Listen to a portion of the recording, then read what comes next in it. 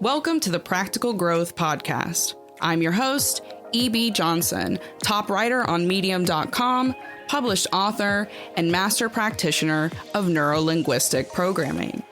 You've landed on the podcast that takes you on a journey into the heart of relationships and self-discovery. This is a must listen for those who are ready to overcome their toxic relationships and their toxic patterns. You can expect real talk, practical guidance, and raw and relatable guests that you'll be talking about for weeks. Let's get into it. Hello again, my lovelies. It is me, EB, your favorite Medium.com writer, your favorite viral TikTok coach, and your favorite podcast host. And I'm back today. Probably didn't think you were going to see me. Thought I was going to run away on you again, but no, we are here again and got another uplifting episode for you this week. We are not going to get down in the trenches. We are not going to get dirty. We are not going to get heartbreaking. None of that stuff. And that's really the point of this episode today. Although we are going to talk about trauma, we're going to talk about the brighter side of the journey that many of you are going through to recover from your trauma. And it's the side that doesn't get talked about enough. It's the side that we tend to neglect when we're overly focused on our healing, or we are trapped in cycles of rumination and trying to somehow outrun or fix the past. So what is it? What are we talking about today? Well, we're going to talk about fun. We're going to talk about enjoying yourself, having some passion, connecting with life, even in the middle of the healing journey, because that's the big thing, right? That's the big danger, the trap that so many of you fall into, myself included. We forget to enjoy ourselves as we're trying to heal. And we tend to think that we have to do it all, achieve it all, wipe the slate clean, cross some magical finish line, and then we'll enjoy our lives. But that's just not how it works. So today, that is what we're talking about. We are going to talk about having fun, because let me tell you something right now. If you're not having fun somewhere, somehow on this healing journey, you're not actually healing, you're just ruminating. Just before we jump in, just a quick reminder that spots are still open in my group coaching program. We've had a nice little kind of rush, and we've had quite a few new members join. Very, very excited. Welcome. And it's ready and waiting for more of you who want to join. This is the best place to build a community for yourself, but it's also a really good place for you to get access to me, my knowledge. I teach you how to build better relationships. I teach you cognitive reappraisal. I give you some of the best emotional regulation tips that are out there, some of the most honest and science, evidence-backed emotional regulation tips out there. So if you want to join that, all you have to do is head over to patreon.com/practicalgrowth and sign up there. Then you'll get all the information and the access. We have a private chat community on Discord, and we also have a private Facebook group where we share videos, we introduce one another. I share exclusive content, meditations, exercises, all kinds of good stuff. So if you want to be a part of that, if you want to be a part of the growth group, then you need to head to patreon.com/practicalgrowth and join our growing community today. All right. So having fun. What am I talking about, right? Having fun when you're healing from trauma, when you're healing from narcissistic people, from abusive partners, from failed relationships, from trauma. What could I possibly be talking about? What could possibly be fun in all of that? To kind of get the full picture, I want you to just take a little journey with me. When I started coaching a few years ago, I very quickly noticed a pattern.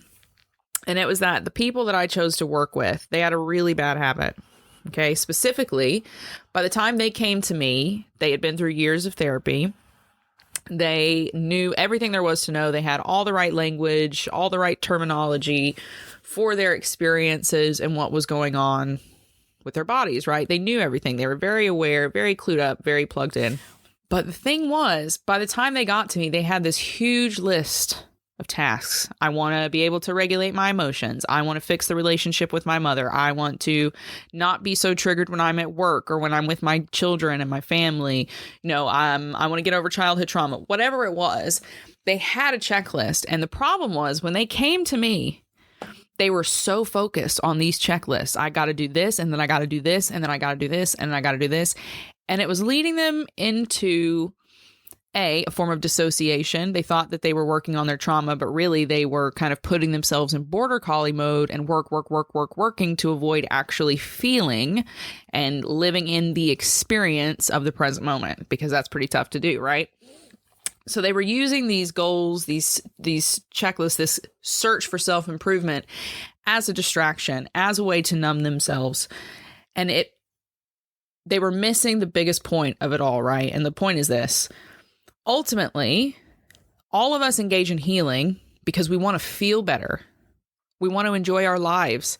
We want to be able to have fun. But the trap is, so many people think, oh, well, I've got to completely recover myself. I've got to completely heal.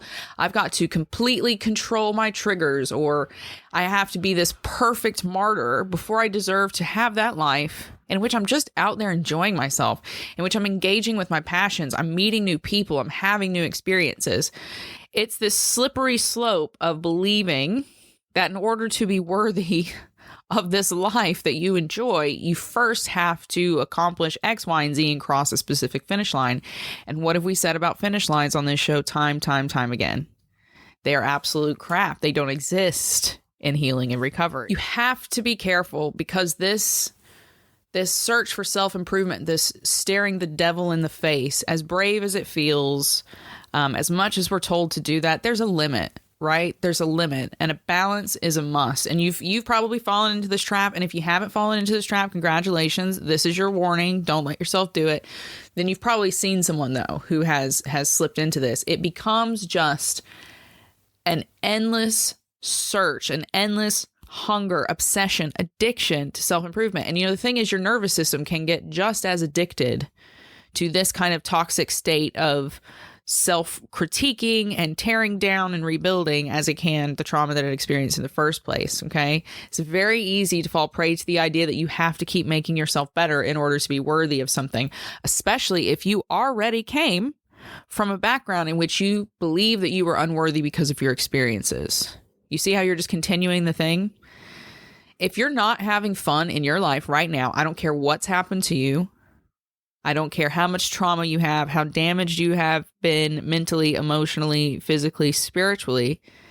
If you cannot find something that brings you unbridled joy, that you just connect with, that you feel passionate about, that you feel curious about, interested in, you're not doing it right.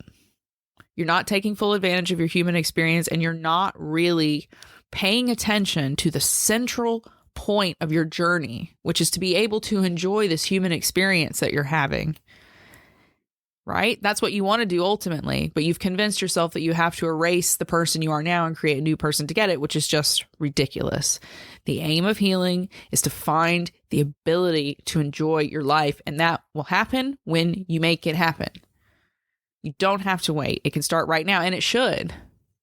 The more fun you can learn to have right now, the more you can learn to enjoy yourself, enjoy your body, enjoy your relationships, enjoy your experiences, your work, your trips you take, the people you're around, creating new memories, following those passions, easing your nervous system, those things that help you plug into the true beauty of life. If you're not doing it now, you're not doing it right, and it's time to change the way you view things. So there's going to be some of you quite skeptical, right? Be like, well, I'm having a terrible time and everything sucks and everything's bad, and there's no way I can have fun because I'm too stressed and I'm too miserable, and until I get my nervous system in a certain state, there's just no way I'm going to be able to enjoy anything. You need to understand that it's an interlinked system, okay? You need one in order to be able to do the other. You cannot heal your trauma if you just keep beating yourself over the head with negative thoughts, remembering negative experiences, putting yourself back in negative emotional states. You need that positivity. You need the boost, the break of having fun, of enjoying yourself,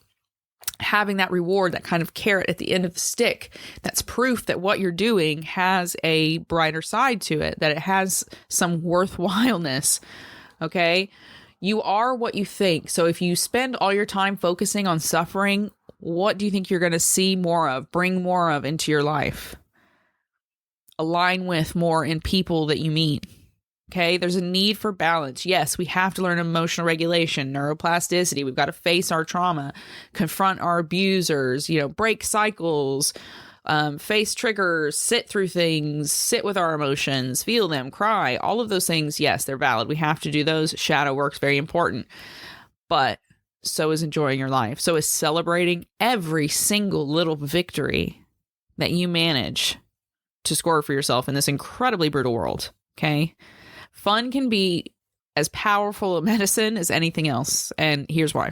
Number one, it helps you to make new memories. Okay. If you're someone like me, you've got quite a lot of, pretty nasty childhood memories you'd rather not have. Then having fun, enjoying yourself, creating a new life that you're passionate about. Even if you don't feel like you're there, you still get triggered by things. You still spend days in bed. You still, snap at people, or you haven't gotten your relationships quite right yet. You can still get out there, have fun, make new memories. The more happy memories you make, they'll begin to take up more emotional space in your databanks than all of that trauma that's years and years and years behind you. Okay. It's not that the memories of the bad stuff go away. They don't carry as much emotional weight when you start to fill up all that empty space in your life with happiness, with joy, with just a feeling of presence and belonging, and having a life that isn't something you have to hide from. Okay. Having fun helps you create positive emotional experiences. And ultimately, that's what you're trying to do, right? You're trying to overcome the negative emotional experiences. So the more positive ones you have, the better it goes. Make positive, fun, enjoyable memories for yourself and with people you love. Number two, having fun, getting out there, enjoying yourself, not for any purpose other than enjoying yourself. Okay. You're not producing anything. You're just enjoying yourself. It helps you to break the cycle. And here's what I mean.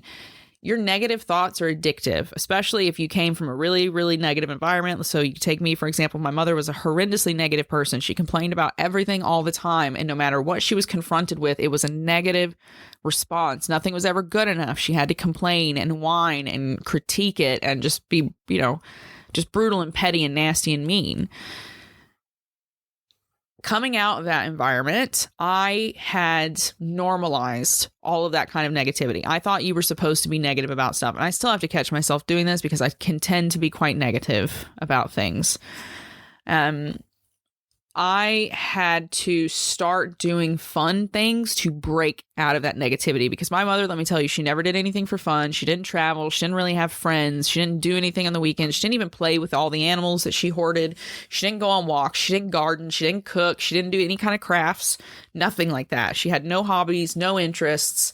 I mean, she used to read some books, but the last 10 years, she wasn't really into books that much. So, I had to break that in myself, because she was just this suck of negativity, and I was normalized in that. And not only was I normalized in that, but my nervous system got addicted to that. And so I just had to start intentionally having fun, which is something she never would have done. And it was the absolute opposite of all that suffering. And it helped so much. It broke me out of rumination cycles. It prevented me from going too far down the rabbit hole of, what if this hadn't happened? What if that had happened? Someone shouldn't have done this. Someone shouldn't have done that. There's only so much time you can spend thinking about those things, because overthinking them, you start imagining, well, if I just think this right, I can make it better. That's magical thinking again, and it doesn't work. You're never going to outthink your trauma, erase it, make it go away, or change what happened to you by thinking just the right thoughts or getting down to the right exact answer. It already happened. It happened. It's done. It's over. Okay, you've got to acknowledge it, incorporate it, resolve it, and move forward. And fun is a part of that. Fun is a part of that. If you spend all day just circling the drain, you're going to go down it. Okay, so fun helps us to break that cycle and remember that there's still good stuff ahead of us. We don't have to get swallowed up by the past. Number 3, learning to have fun can actually ease your nervous system. It can ease your nervous system. We talk a lot about your nervous system and specifically how trauma damages it and then creates all the problems that spin into anxiety and warped beliefs and bad behaviors and reactions and yada, yada, yada, right? We've talked about that to death. When you have fun, when you enjoy yourself, you're giving your nervous system a break. You're taking your foot off the pedal for a little bit and just allowing it to slow down.